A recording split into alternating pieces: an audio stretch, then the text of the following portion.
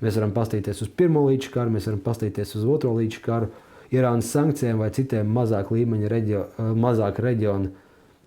mazāks intensitātes kariem šajā reģionā. Un jūs redzat to, ka globālā akciju indeks tos karus ilgtermiņā ir pilnībā ignorējuši. Tur nav nekādas sakars bijis. Īstermiņā ir bijis sakars naftai, īpaši 70. gados, kad bija Izraēlas tuvu austrumu kari pret Arābu valstīm, kad Arābi veica naftas embargo pret rietumiem, kur atbalstīja Izraēlu. Tas bija kaut kas cits, tie bija 70. Bet šodien, bet šajā dzīves posmā un šajā pasaules laikā, faktiski tie tuvu austrumu kari ir atstājuši daudz mazāk iespēju uz visiem aktīviem ilgtermiņā nekā mums tā sākotnēji šķiet. Un tas jāpatur prātā, kad var būt diezgan dramatiski virsraksti. Tajās valstīs var notikt sliktas lietas, tīpaši tās, kuras ir tieši iesaistītas. Turisms un bagāto cilvēku ieguldījumi to austrumu valstīs visdrīzākais, ka viennozīmīgi cietīs. Reputācija būs iedragāta vismaz gadiem.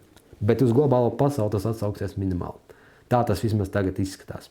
Bet, protams, ja tas aizies pa pieskaru, vienmēr var būt kaut kas sliktāks. Tāpēc tas praktiskais jautājums, ko darīt investoriem un traderiem. Ja tu esi ilgtermiņa investors, šādas lietas notiek ik 10 gadi vismaz.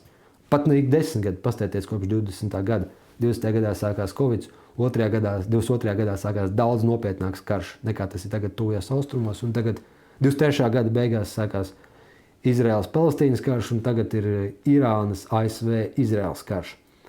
6 gadu laikā 4 fundamentāli notikumi, kas var ietekmēt pasauli.